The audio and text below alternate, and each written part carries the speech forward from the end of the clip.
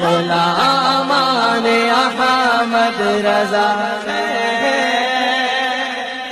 کوئی بھی ہم سے جیتا نہیں۔ ایک مرتبہ میرے آقا صلی اللہ علیہ وسلم سرکار عائشہ کی گود میں سر رکھ کے لیٹے ہوئے تھے اور محبت کا پیار کی باتیں چل رہی تھی۔ اچانک بجلی کڑکنے لگی، حضور اٹھ کے کھڑے ہو گئے اور تیز تیز قدموں سے چلنے لگے، چہرے پر بے قراری کے آثار ظاہر ہوئے۔ حضرت عائشہ کہتی ہے ایسا لگتا تھا حضور مجھے پہچانتی ہی نہیں، اور حضور دعا کرتے تھے اللہ میری امت کو بخش دے، اللہ میری امت کو بخش دے، اللہ میری امت کو بخش دے۔ پھر کالی کالی گھٹائیں چھا گئی، بارش ہونے لگی، حضور مسکرانے لگے۔ میں نے پوچھا آقا میرے ماں باپ آپ پہ قربان، آپ تو مجھے بھول ہی گئے تھے بجلیوں کی کڑک دیکھ کر، کیوں ایسا کیا؟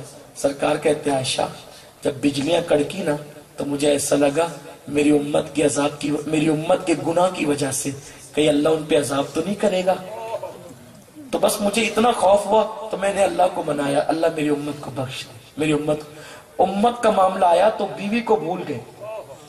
توجہ کریں، حضور علیہ السلام نے امت کے سامنے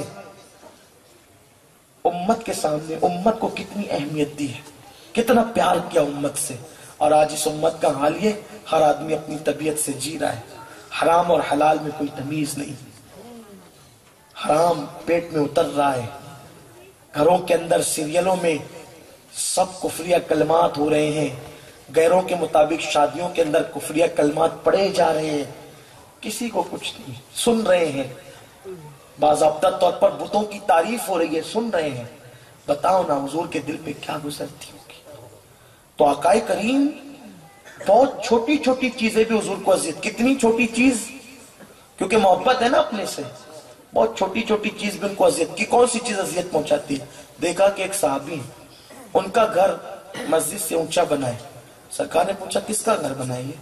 کہا حضور فلاں بن فلاں کا۔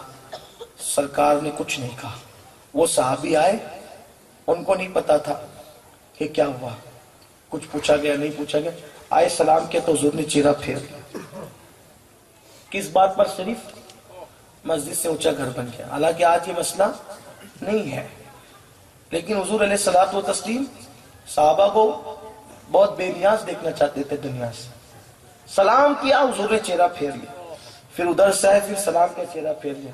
کیا خطا ہوئی، کیا لغزش ہوئی؟ کبھی سلام پڑھتے وقت یہ بھی سوچا اگر حضور نے چہرہ پھیر لیا تو؟ اتنا نازک معاملہ ہے، گھر صرف بلند بن گیا تو چہرہ پھیرا جا رہا ہے، ڈر نہیں لگتا قبر میں حضور آئیں گے اور آپ سلام کرو گے اور چہرہ پھیر لیا تو؟ ارے یہی اللہ نہ کرے یہ جو سلام پڑھتے ہو، نماز میں پڑھتے ہو، محفل میں پڑھتے ہو، اگر تمہارا سلام پہنچتا ہے اور چہرہ پھیر لیں تو کیا ہوگا؟ کبھی سوچا؟ سلام کو آپ رسم سمجھتے ہیں؟ صلاۃ السلام کوئی رسم ہے؟ شیخ عبدالحق محدث دہلوی اخبار الاخیار میں کہتے ہیں کہ مجھے اپنے کسی عمل پہ ناز نہیں ہے، اگر مجھے ناز ہے تو ایک عمل پہ کہ میں صلاۃ السلام پڑھتا ہوں، اللہ یہ میرا عمل کبھی رد نہیں کرے گا اور اللہ اسی کے صدقے مجھے بخش دے گا، اور صلاۃ السلام کے بعد جو دعا کی جاتی ہے اللہ اس کو قبول فرماتا ہے۔ بلکہ شیخ صاحب نے تو یہاں تک کہ فرمایا جب امتی سلام کرتا ہے تو پردے اٹھ جاتے ہیں،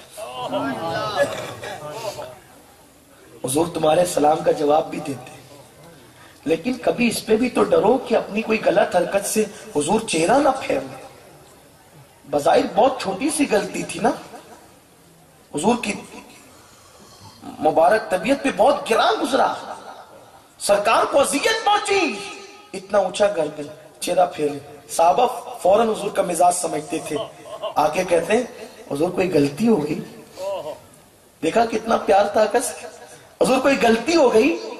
سرکار نے کوئی جواب نہیں دیا۔ ہائے میرے آقا، میرے سرکار، صحابی نے کہا حضور کوئی غلطی ہو گئی؟ کوئی جواب نہیں دیا۔ تو کسی نے ان کو بلایا کہ ادھر آؤ، وہ کتنا ایک دوسرے سے پیار کرتے تھے نا سر، کہ یہ تیرا گھر جو بنا ہے نا، تو سرکار نے پوچھا کس کا گھر ہے؟ تو لوگوں نے بتایا تیرا ہے، تو اس لیے حضور تجھ سے ناراض ہو گئے۔ اب صحابی کا عشق دیکھیں، کہتے ہیں اگر میرے اونچے گھر سے میرے شان والے آقا ناراض ہو گئے، سورج غروب ہونے سے پہلے پہلے یہ گھر ختم ہو جائے گا۔ اور سورج غروب ہونے سے پہلے پہلے اس گھر کی اینٹ سے اینٹ بجا دی، ختم کر دیا گھر کو، رکھا ہی نہیں۔ ایسا نہیں کہ چلو ایک ختم کر کے ایک رکھے، رکھا ہی نہیں، ختم کر دیا۔ پھر آئے سلام کیا تو حضور کے لبوں پہ تبسم تھا، حضور خوش ہے، اپنا سب کچھ ہے۔ یہ صحابہ کا انداز تھا، ہمیں وہ انداز اختیار کرنا پڑے گا۔ آؤ سنیو، سچے دل سے توبہ کرو، اپنی زندگی کو بدلو،